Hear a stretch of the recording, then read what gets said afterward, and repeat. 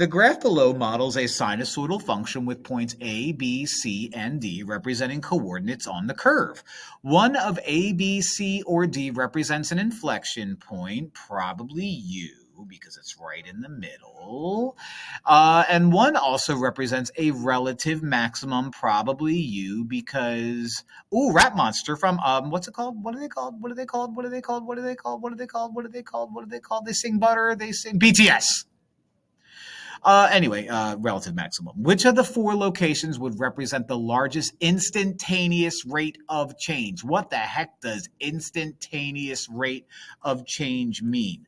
That means slope at a point. So the best way to describe this is make believe that you're riding on a roller coaster, and at which one of these points are you going to be the steepest?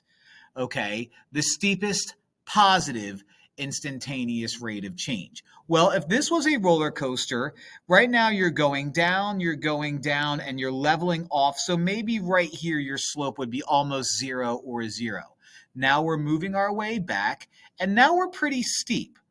That looks like it's kind of pretty steep, but this is even steeper, because it's the inflection point. And the inflection point is going to have the steepest. How do I know that? Well, concave up, okay, means it has, like right here, in this case, it's decreasing, but this is increasing at an increasing rate, which means the rate, also known as slope, is increasing up until this very moment right here where it hits its peak increase. Now it starts decreasing.